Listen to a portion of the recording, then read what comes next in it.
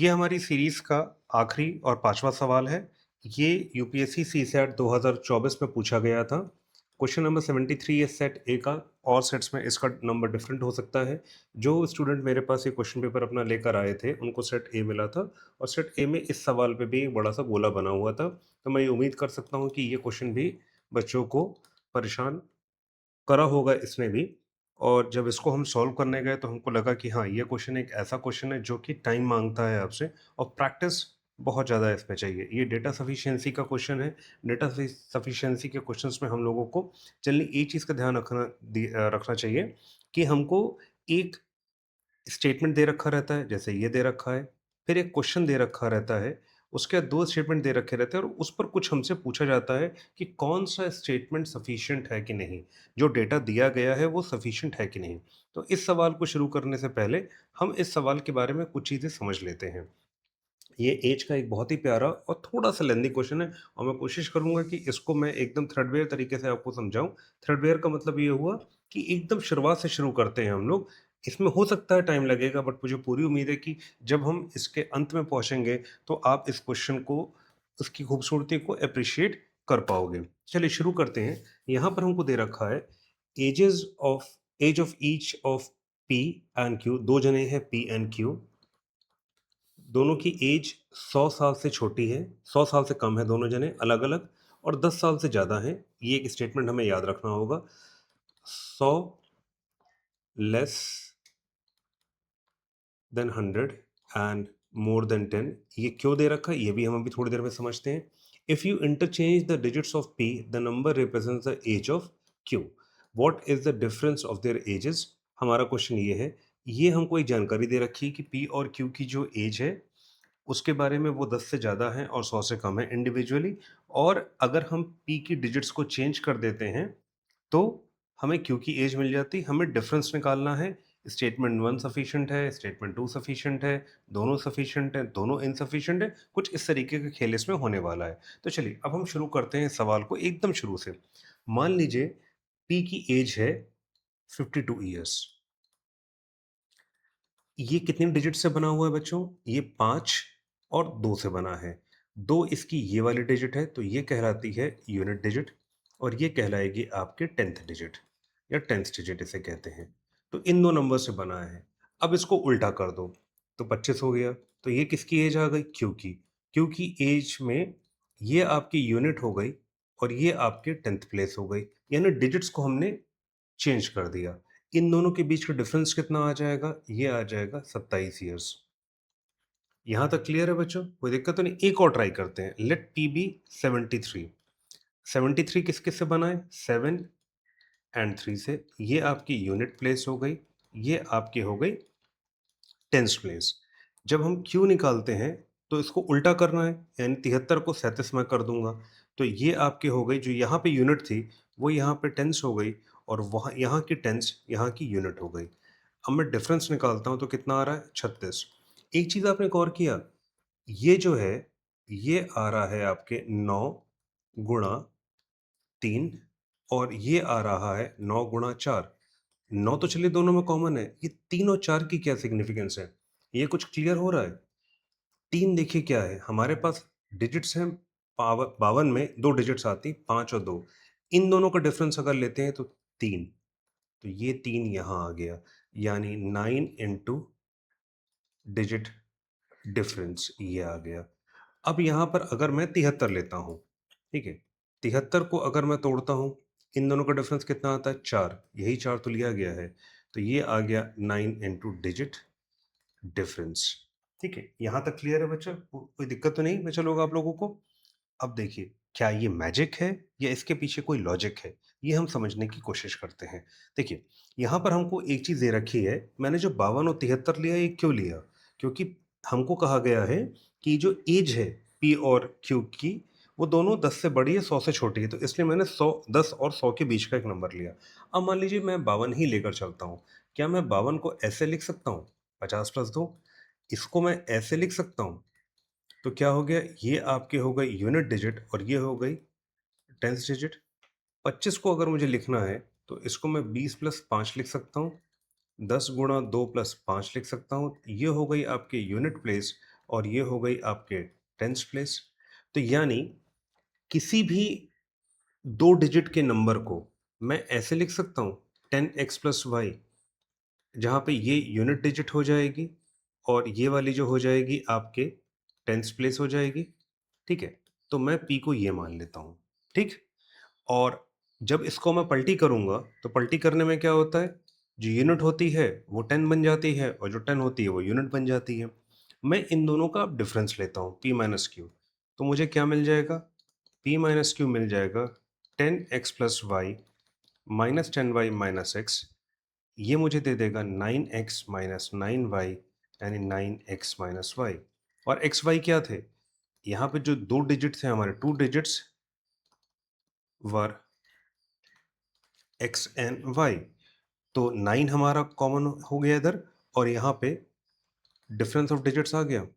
तो बच्चों ये कोई मैजिक नहीं था, ये प्योर लॉजिक था। एक और लॉजिक इसमें काम करता है, p प्लस क्यू, वो हो जाएगा 10x plus Y 10y plus X, this will give me 11x plus 11y, 11 common लिया, x प्लस वाई आ जाएगा। तो यानी 11 इंटू डिजिट सम आ गया यहाँ पर। तो ये चीज़ भी हमें ध्यान रखनी है। तो हमें एक बार मैं रिकैप कर लेता हूँ बच्चों इसको। तो रिकैप में मुझे क्या-क्या मिला? Let p is equal to 10x plus y, therefore q हो जाएगा 10y plus x, p minus q हो जाएगा 9 टाइम्स x माइनस वाई, यानी 9 इंटू डिजिट डिफरेंस, ये हो जाएगा p प्लस q हो जाएगा 11, x प्लस वाई ये हो जाएगा 11 इंटू डिजिट सम। ये बच्चों ये बिल्कुल ध्यान रखना, ये हमारे और सवालों में भी काम आ सकता है, ठीक है? ये ज़रूरी नहीं कि सिर्फ इसी सवाल के लिए ज़रूरी हो, ये हमारे आगे के काम भी आ सकता है। अब हमसे पूछा क्या गया है, अब हम ये देखते हैं। हमसे पूछा गया है कि p और q की एग्जैक्ट एज डिफरेंस क्या है, ठीक है? What is the exact difference in ages of p and q? क्या मैं ये कह सकता हूँ कि हमसे डिफरेंस पूछा गया है, ना कि हमसे ये पूछा गया है कि एग्जैक्टली पी और क्यू की एज क्या है? हमसे कहीं पर भी पी की इंडिविजुअल एज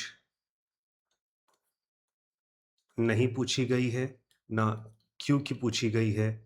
हमसे पी माइनस क्यू पूछा गया है, ठीक है? डिफरेंस हमें कहीं पर भी पी और क्यू इंडिविजुअली नहीं निकालने हैं, ठीक है? डेटा सफिशिएंसी के क्वेश्चन में यही सबसे खास बात होती है कि हमको एक पर्टिकुलर चीज़ पूछी जाती है और कई बार हमसे एग्जैक्ट वैल्यू पूछी ही नहीं जाती है। बस अब हमें ये देखना है कि जो डिफरेंस आ रहा है वो आपके कोई एक फिक्स्ड नंबर के बराबर आ रहा है कि नहीं, ये हमें देखना है, ठीक है? अब हमारे पास पहला स्टेटमेंट क्या है? हमारा स्टेटमेंट 1 है बच्चों। स्टेटमेंट 1 को हम लोग एक बार ध्यान से पढ़ते हैं बच्चों, वो क्या दे रखा है? स्टेटमेंट 1 हमको दे रखा है, the age of p is greater than q।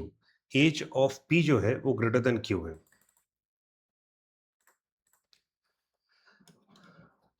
Age of p is greater than q। p की एज कितनी है? 10x plus y is greater than 10y plus x. ये मुझको दे देगा 9x is greater then 9y, यानी x is greater then y। क्या इससे हमें कुछ पता लग रहा है बच्चों? इससे बस हमें ये पता लग रहा है कि जो हमारी टेंस प्लेस है वो ज़्यादा है हमारी यूनिट प्लेस से, ठीक है? हमको यही पता लग रहा है, ठीक है? तो ऐसे तो बहुत सारी एजेस आ सकती हैं। मान लीजिए मैं 73 लेता हूँ, 73 में क्या हो गया?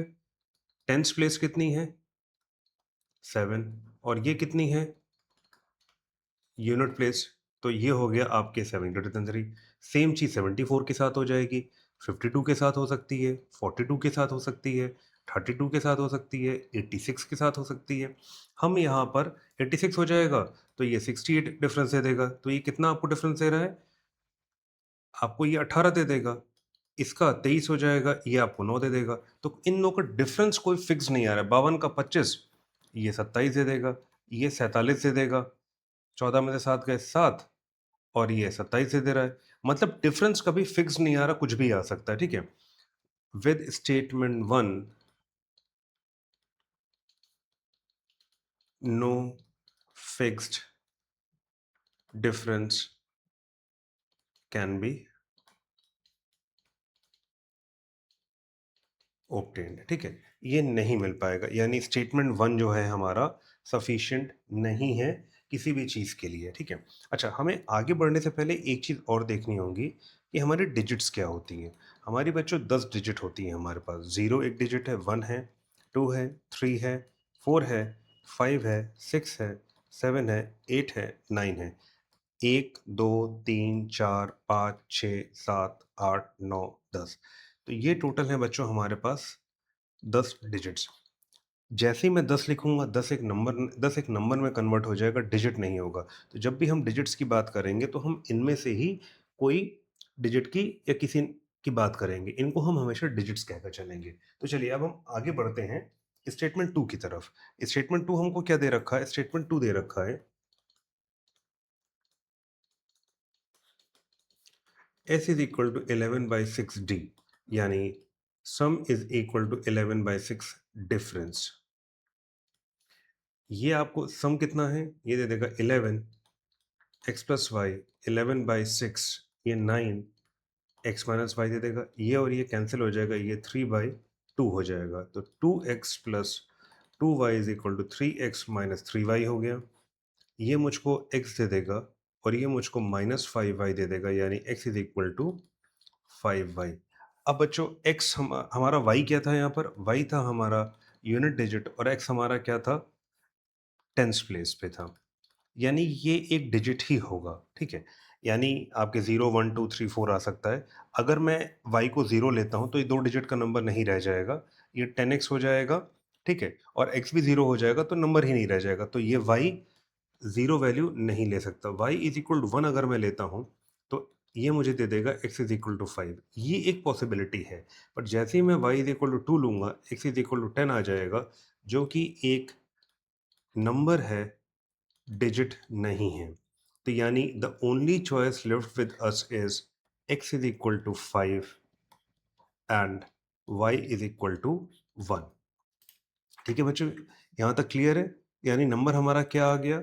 नंबर हमारा p जो आ गया वो 10x प्लस 5, 10x प्लस ये आया, तो 10 इंटू 5 प्लस 1, यानी नंबर आ गया 51। q की एज आ गई 15, तो p माइनस क्यू कितना आ गया? 15 माइनस 51 विच इज 36। तो ये एक फिक्स्ड नंबर हमारे पास आ गया जो कि एज का डिफरेंस दे रहा है हमको, ठीक है। तो इससे हमें क्या पता लगता है? इसका मतलब ये है कि स्टेटमेंट 2 alone is sufficient, ठीक है, for giving fixed age difference between p and q। तो चलिए एक बार हम अपने ऑप्शन को देख लेते हैं। हमारे ऑप्शन जो दे रखे हैं बच्चों वो कुछ इस तरीके से हैं। The question cannot be answered even by using both the statements together. नहीं, हमने देख लिया है कि हम स्टेटमेंट 2 से स्टेटमेंट 1 जो हमारा है वो सफिशिएंट नहीं है, स्टेटमेंट 2 ये सफिशिएंट है। The question can be answered by using both the statements together. नहीं, टुगेदर से नहीं आएगा, आगे देखने की ज़रूरत ही नहीं है। But cannot be answer using either statement alone. यहाँ दोनों को इस्तेमाल करेंगे तो कुछ नहीं पता चलेगा। The question can be answered by using either statement alone. प्रश्न का उत्तर दोनों में से किसी भी कथन को अकेले प्रयोग करने पर दिया जा सकता है। नहीं, स्टेटमेंट 1 अगर लेंगे तो नहीं मिलेगा। The question can be answered by using one of the statements alone but can not be answered using the other statement alone. प्रश्न का उत्तर एक कथन को अकेले प्रयोग करके दिया जा सकता है। यस, स्टेटमेंट 2 को लेकर दिया जा सकता है, परंतु दूसरा कथन अकेले प्रयोग करके कुछ नहीं किया जा सकता है। स्टेटमेंट 1 यहाँ पर आ जाएगा जिससे कुछ नहीं किया जा सकता है। हमारा ऑप्शन आ गया ए। तो बच्चों आई होप ये सवाल आपको समझ में आया होगा, इसमें कोई दिक्कत नहीं हुई होगी बच्चों। ये थोड़ा सा लेंदी सवाल है, ये प्रैक्टिस बहुत मांगता है। जब ये एग्जामिनेशन में आपके पास आएगा और अगर आपकी प्रैक्टिस नहीं होगी तो आपसे गलती होने के चांसेस बहुत ज़्यादा। और UPSC CSAT is a very high stake examination. वहाँ पर एक-एक सेकंड काउंट करता है, तो वहाँ पर हो सकता है आप इसको स्किप करने का ऑप्शन आपको ज़्यादा फ़ीज़िबल, ज़्यादा सूटेबल लगे। पर ये वो सवाल है जिसमें आप करके अपने मार्क्स गेन कर सकते हैं। अगर आपको ये तरीका पता है, आपने प्रैक्टिस पहले से कर रखी है। देखिए, जो सवाल कठिन है ये मान के चलिए कि वो ज़्यादातर लोग छोड़ेंगे और हमको उन्हीं सवालों में गेन करना है अपना मार्क्स और अपना समय। हमेशा एग्जामिनेशन में स्पीड एंड एक्यूरेसी को ध्यान देना है। वो अगर हम करके चलते हैं तो हमारे लिए कोई भी दिक्कत कहीं पर भी नहीं आने वाली है। और हमारी हर सीरीज़ का, हर क्लास का, हर एक सवाल का मोटो यही है, स्पीड विद एक्यूरेसी। आपकी स्पीड होनी चाहिए एंड एक्यूरेसी होनी चाहिए। वर्सेस मैं नहीं कह रहा हूँ, स्पीड एंड एक्यूरेसी। तेज़ी से आप काम कीजिए और सही काम कीजिए, आपका सिलेक्शन पक्का है। मिलते हैं आपसे नेक्स्ट क्लास में, इस उम्मीद के साथ कि ये पाँचों सवाल आपको अच्छे से समझ में आए होंगे। अगर कहीं पर भी कोई भी डाउट है आपको, तो आप रिस्क मत लीजिएगा, हमारे कमेंट सेक्शन में हमको बताइएगा। हम उस सवाल का दोबारा एक डिटेल्ड वीडियो आपके लिए, सिर्फ़ आपके लिए लेकर आएँगे। हमें कोई उसमें दिक्कत नहीं है। आपका सिलेक्शन मतलब हमारा सपना भी वही है कि आप सेलेक्ट हों, अपनी ड्रीम जॉब तक पहुँचें, अपने ड्रीम गंतव्य तक पहुँचें, ताकि जब आपकी सक्सेस की इबारत लिखी जाए, तो हमारा उसमें गिलहरी जैसा योगदान हो। मिलते हैं आपसे नेक्स्ट क्लास में। Till then it's your professor signing off for now. Have a good day, bye bye, take care.